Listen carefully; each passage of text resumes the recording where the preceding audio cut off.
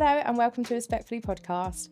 I'm your host, Ellie Scott, and today my lovely guest is no other than Naomi Brooks. Naomi is a leading session stylist, educator and co-founder of Ascend, a creative co-working space in Manchester with more than 20 years experience in the industry. She is widely respected for her expertise in afro and textured hair with a deep understanding of natural and protective styling, healthy hair techniques and maintenance. Welcome to the podcast. Hi, it's great to have you here. Thank you for having me. So let's start with where it all began. How did you start your career in hairdressing? I started my career in hairdressing. So I've always done a bit of hair. My mum taught me how to braid when I was 10. So I used to braid all my brothers, and then into high school, I started charging my friends and braiding everyone's hair. And then at 15, I went to a salon and had a terrible experience and all my hair fell out. So I was like, right, okay, I'm going to be a hairdresser. It was either a hairdresser or interior designer. And when that happened, I was like, yeah, that's a sign. I need to be in the creative, industry. Right? yeah. Something creative. I was like, okay, that's a sign. I think I need to be in the industry. So this doesn't happen to anybody else because it was horrific. Yeah, I can imagine. So yeah, that's where it started. And then from there, I went to college, did my MBQ. At the time, you were able to get a qualification in Afro hair. So I did a night class doing that. And then once I finished, I went into salons from there. Yeah.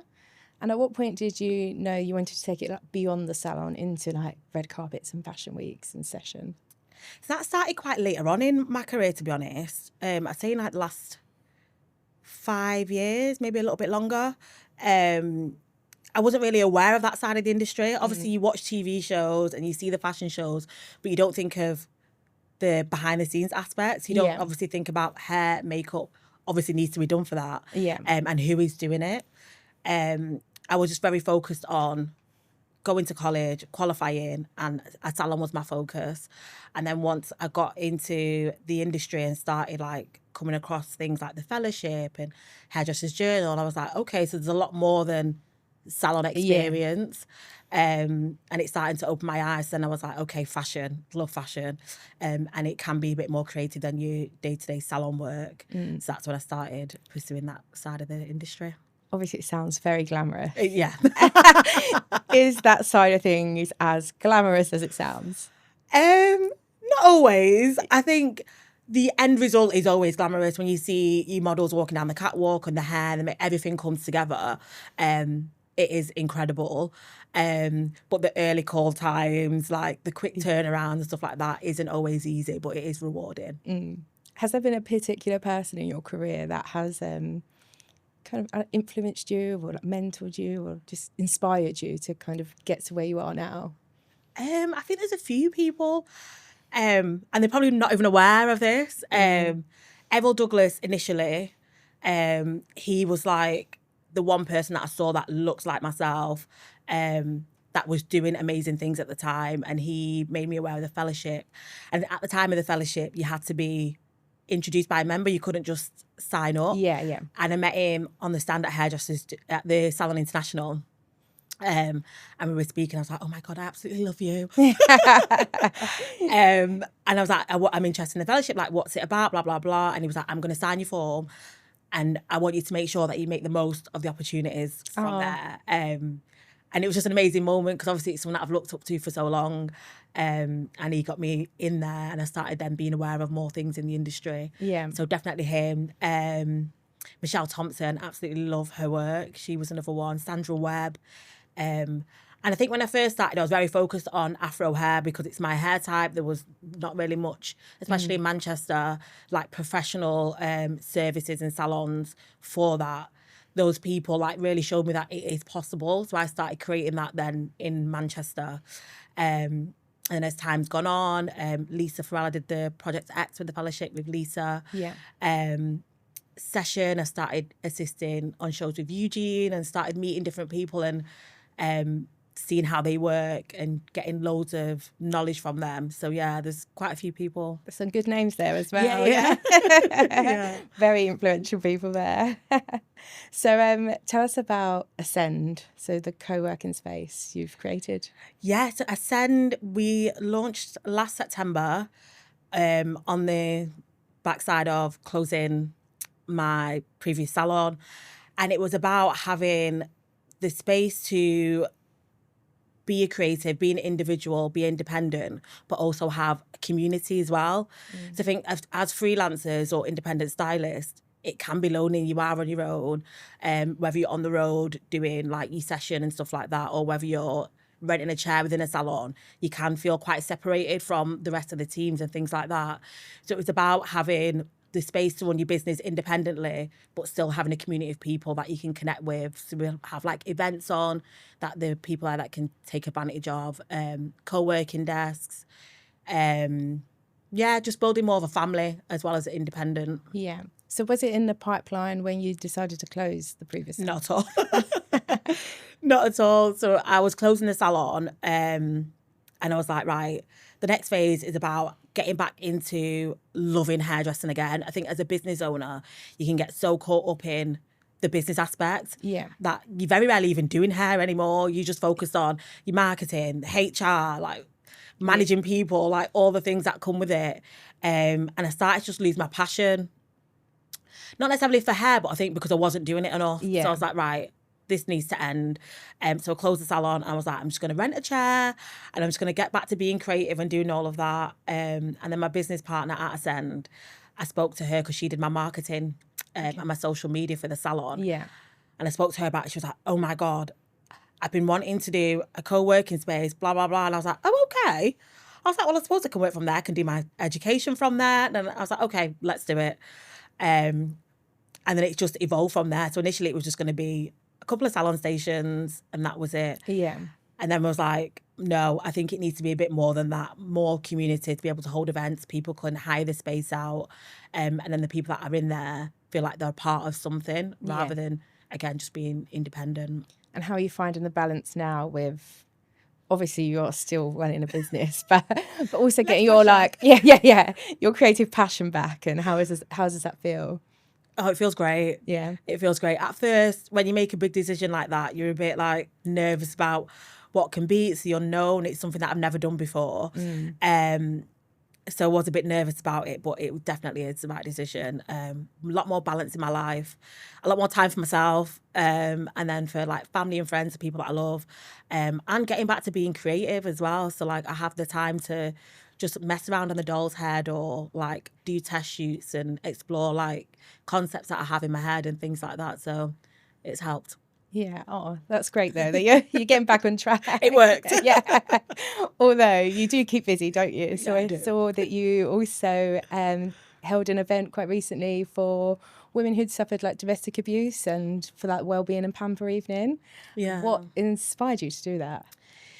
One of my clients, and I think you talk to your clients so much, but you don't always know like what they do or like in their personal lives. And this client, like, she loves to talk. So we talk a lot about everything. They're the best clients. Yeah, absolutely love her. But just never talked about what she actually does for work. And then one day she spoke about having a charity event for work. And I was like, oh, okay. So how can I support if it's a charity, first of all, and what is it you do? And then she started explaining, and I was like, what? How have I never known this? So I was like, okay, I want to do something for the women that you help. And she was like, what? What do you mean? I was like, well, something, whether we donate something for as a prize at your charity event or be able to give something to them. And I was like, let's see if I can do a pamper day. Yeah. So come and get a haircut or a blow dry, whatever it is, an hour slot per person, give some products or some sort of hair care, self-care kits. Let me see what I can do. So put the feelers out, and I got quite a good response from some brands. Other hairdressers donated some like products and makeup things, skincare. So I was like, okay, it seems like it's going to work. Let's do it. And I went back to her and she was over the moon. She couldn't believe it, to be honest. She just kept saying, I can't believe like you're giving up your time and you're doing this for us. And I was like, everyone deserves to have that that pamper session, like to feel good and to feel nice. And especially when you're going through something, no matter what it is, just having someone being able to pour into you or being able to pour into yourself definitely does help. So it was really nice to be able to do that. And then how did you how did you make sure the environment felt safe for them and uplifting? So the studio, Was it at Ascend? It was at Ascend. And the way the studio is, it's like, it's not got a specific shop front. So if you came to it, you wouldn't necessarily know it was there. So that in itself makes it feel safe. So you know that you're coming into the building, people can't see you from walking past on the street and things like that. And we've got in the studio like individual pods. So when you come in and take a seat, it's like one-to-one with you and the person that you're working with. So I do think they felt comfortable in that sense.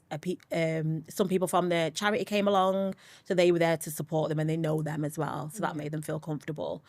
And just being able to have general conversation, like take the mind off what they're going through, not necessarily talking about it. If they wanted to, would obviously engage in conversation, but just taking the mind off what they're going through and just having a general conversation, whether it's about the hair or what we're doing and like the skincare and the products that we've got. Just giving them time to just take the mind off things. Yeah. And I guess as well, like for the hairdresser, it almost like kind of proves the point of the emotional support they are to their client. Definitely. Do you think that the industry or, you know, salon owners are doing enough to support the hairdresser in order?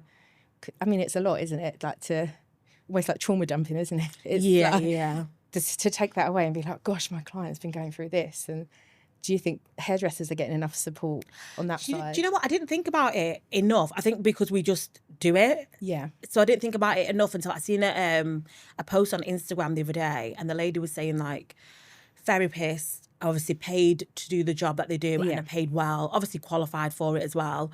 But they also have a therapist to be able to then offload on what they've been taking on. And they'll only see like a set number of people per day, things like that. Whereas as a hairdresser, we're seeing people back to back to back. You can have 8, 10 clients in a day, and every client is then offloading, and you don't get that release in between each client. And if you're not going to therapy, or you don't have like a journal to dump in or someone to have that conversation with, we're not really getting that release. And then after seeing that, I was like, wow, yeah, like maybe we should have something in place like where we're getting that support or somewhere to release what we're then taking on as well, because it is a lot. I think obviously most workplaces have a first aider, but more and more people are kind of introducing like mental health first aiders and things like that. Yeah. So I think there's some sort of awareness, but it's just getting it right, isn't it? Yeah. On that note, we are also like kind of from the opposite side of clients talking. You've got the quieter appointments that people are promoting as well. Do you think this is, you know, a start of hairdressing and wellness kind of coming together? I think so. I think with that, it's like acknowledging where your clients are, what kind of space they're in, and whether they want to engage in conversation or not to take it personally. So I think sometimes, and I think it can go with the other way with stylists as well, because I had a stylist that used to work for me. She was very quiet. And I think with certain people that she felt comfortable with, she would speak more, things like that. And I think it can be vice versa. Like if a stylist is going through something, they may not want to speak. Yeah. So the silent appointment may work better for them as well. But I think it's just gauging where your clients are, but definitely being able to offer that, whether it's you're booking a silent treatment or just reading the energy in the room and saying, okay, they're not really wanting to engage in conversations, so pulling back a little bit. And do you do those at Ascend, or do you have a bit of a wellness vibe going on there? I don't necessarily have like a silent appointment, like booking a silent appointment, but I do definitely just get the vibe off my client. Like if they've come in and they've got a book, or you're having conversations and not really responding, it's like, okay, they've come to just relax. And sometimes you get the job done quicker as well. Definitely. And I'm totally fine with that as well. Do you think the conversation around well-being has changed what you would define as success? Where you said about, you know, you kind of closed the previous salon and because it was so much on you, and you're trying to find the balance now. And yeah, I think definitely. I think at one point it was like trying to reach for all the accolades and doing all the things and being in all the places. And not to say that I don't still want to achieve some things, but they're not a priority over how I feel and how I'm functioning. And knowing that, especially from a creative point of view, like entering awards, I won't force myself to put a collection out if I'm not in a creative space to do that. Yeah. So if it means not entering for a couple of years, then that's what it'll what's be. right for you. Yeah, not trying to force things and just allowing things to happen. Yeah. Obviously, you're based in Manchester. Yeah. And you've built one heck of a career. How have you found that? Because there's a lot of like the north-south divide and Yeah. Do you feel like you're traveling down to London all the time, or are you finding, you know, opportunities up in Manchester as well? I think when I first started looking into things and getting into session more so, everything was in London. And even like events, like if you're trying to learn and get educated or just be around other creatives, everything was happening in London. And just the cost of being able to commit to that as someone from up north. And especially if you're like, I don't know, employed or you're not making a lot of money, the travel alone coming to and from London is expensive. Yeah. So it is quite hard. But then if you really want it, you'll make it work. So me and a couple of people that I know from up north will do like a longer distance on the train, so it's a bit cheaper, or like taking other routes or sharing driving or doing like different things to make sure that we can be here. And it does take a toll, but things are starting to come up north, so like HairCon. There's a lot of like hair exchanges and a lot of community hubs that are happening up north, which is great. And a lot more session work is happening. So a lot of the e-com brands are up there. TV is starting to move up there. So it is starting to balance out. I think people up north are more open to travelling just because we've always had to. Whereas people down south are like, oh no, it's too far, it's outside of London. Like, it's a 2-hour train ride. It's not that serious. I mean, to be fair, for people who do live in London, sometimes it can take 2 hours in traffic to get from one side to the other. Exactly. So, sometimes you could be quicker. Yeah. What advice would you give to someone who is based outside of London but wants to start, you know, with the more creative side of hairdressing? I would say reach out to people that inspire you and see if you can assist them, whether it's on shoots or shows. Research, find out what it is that you like if you have a specific area, styling, dressing out, colours, whatever it is. Research those areas and practice.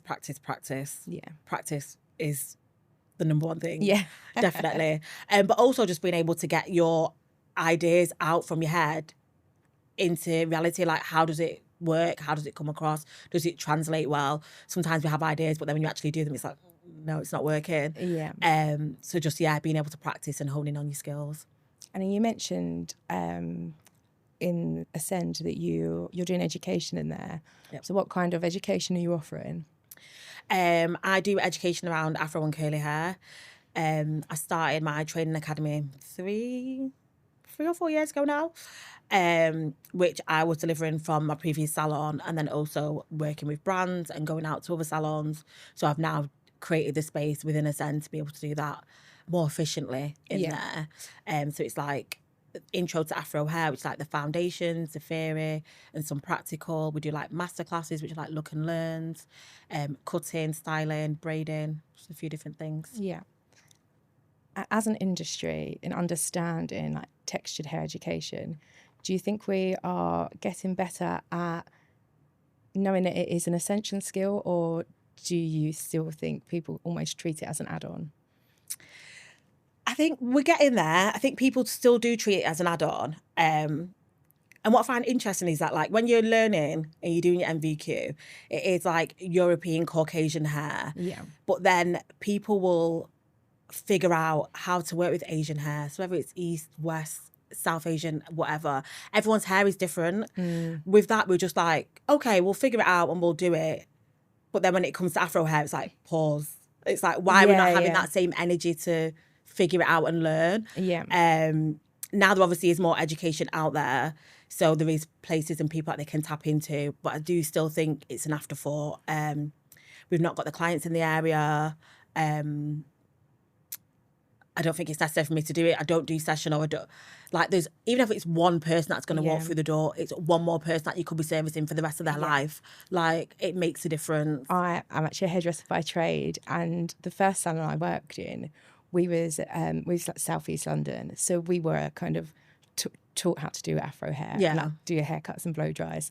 And then I moved to another salon, and someone came in, and the receptionist was like, I don't know if anyone can do her hair. And I can remember thinking, I mean, I can, but also how embarrassing for you. Yeah. That's actually quite embarrassing. That what are you gonna, if I wasn't here, what would you have What would have told happened? her? Yeah. Like, yeah. actually, like, and then how would she feel walking out? Like, yeah, it's just, it's quite mad. It is, isn't and it takes for that to happen for people to go, oh, we're not equipped. Now we need to do something about it.